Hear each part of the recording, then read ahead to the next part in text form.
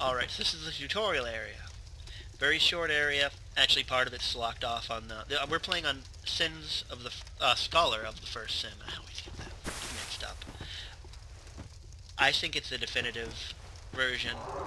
The original is great, but I can't see any reason to go back now that I have it. Hello, first enemy of the game. First regular enemy. Weak attack, shoulder button. Chains together. Strong attack, trigger button. Nice stabs, extra damage, slower.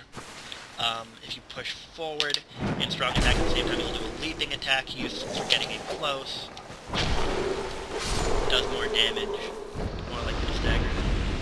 These are those sconces that you can light with a torch, if you so desire. It's good because what you can do is use that to figure out where you've been and where you haven't been if you get lost. That is... Oh, hello there. I forgot about you. You want to strafe to the right when you're fighting most enemies.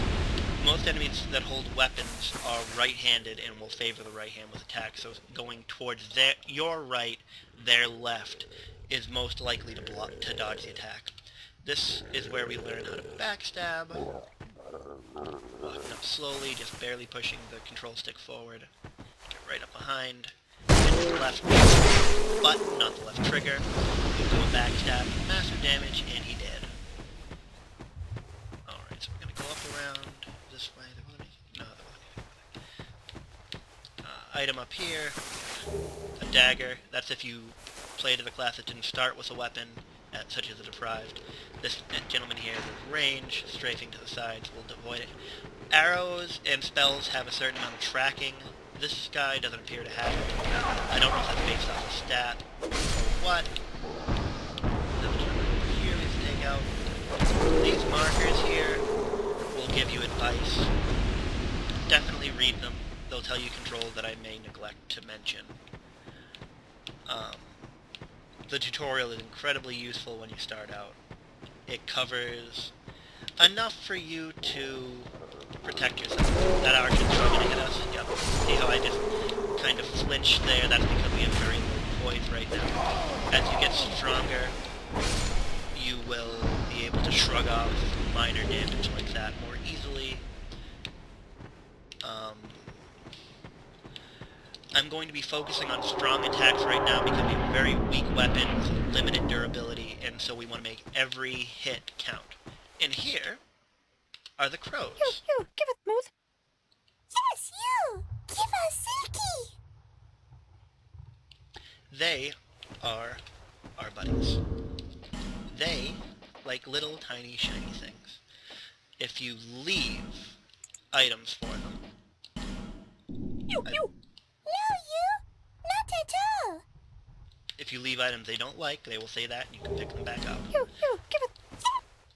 They're so needy.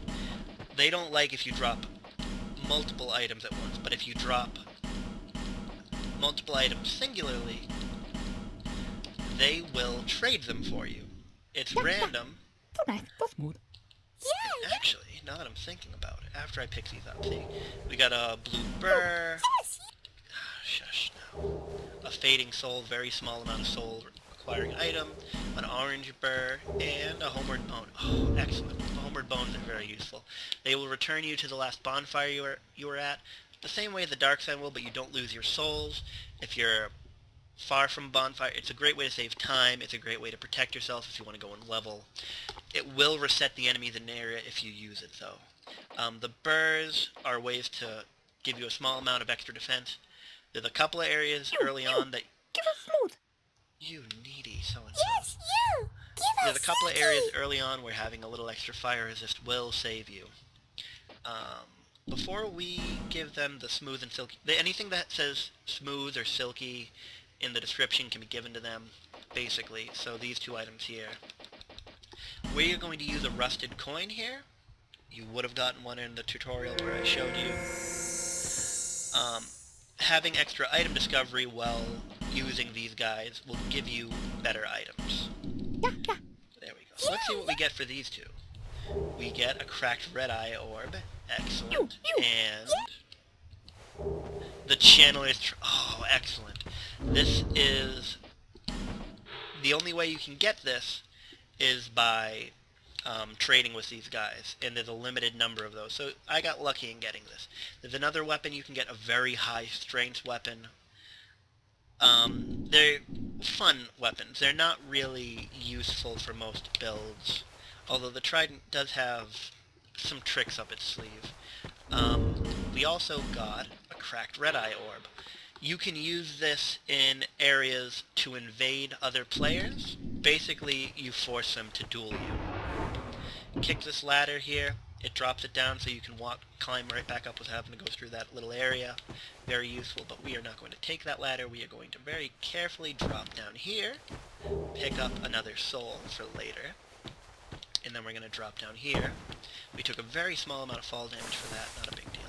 And now we are going to check out the second part of the tutorial.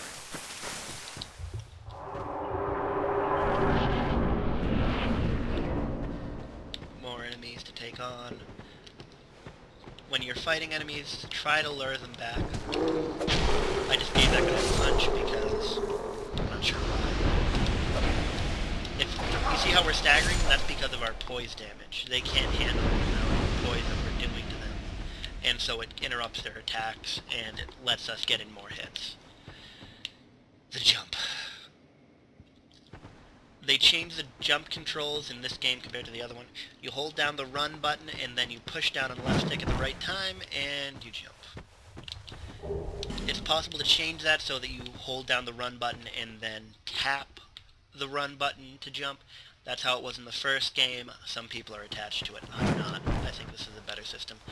Once you land, you have no control over where you go. If you hit this at the wrong angle, you'll just fall off into the water and die. That is important to remember for any jump. Figure out where you're going to land and make sure you have enough of a landing strip to not kill yourself. This is a plunging attack. If you fall onto an enemy and hit the left button while falling, you'll do increased damage. You'll knock them down. Oh, forgot about you. Come on, don't back up.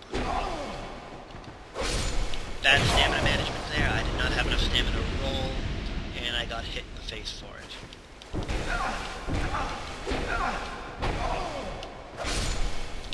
There we go. Door over here. Another cracked red-eye orb. Excellent, excellent. If you look in the top left, we have several icons under our health bar.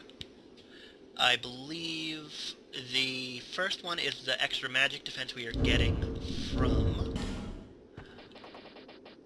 that spell quartz ring. The second one is the extra item discovery we're getting from the rusted coin and from the hood we are wearing.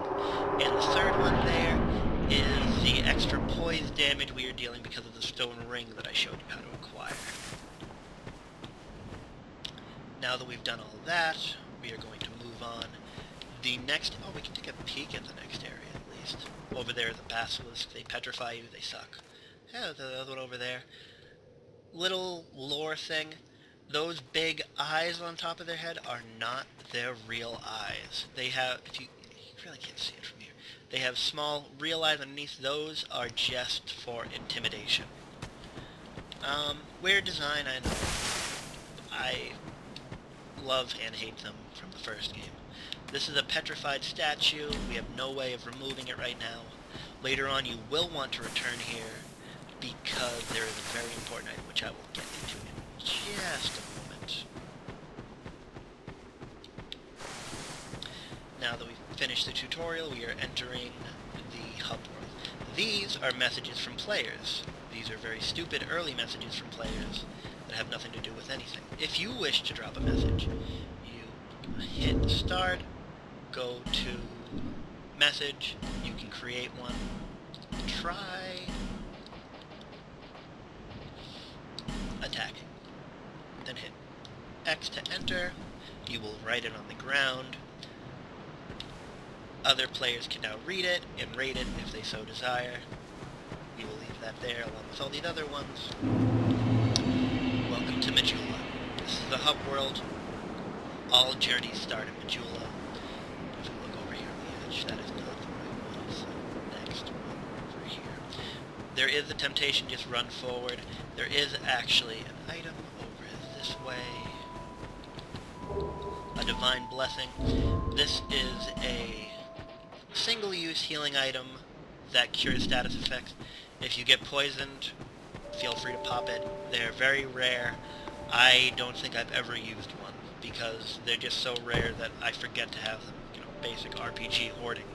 You drop down here, and then you drop carefully down here, and you get a Morning Star and a Cleric Sacred Chime.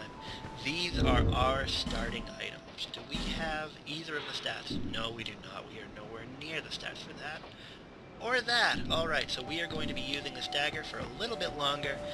We're going to be aiming to... Binoculars there, very good. We're going to be aiming to use both those items to start out, because we are going to be using a strength build with space. And the Cleric's Chime that we got right here is used for casting miracles, which is going to be our heals. Once you get here, light the bonfire. Very important. Feel free to rest. As you can see, our dagger had about half of its durability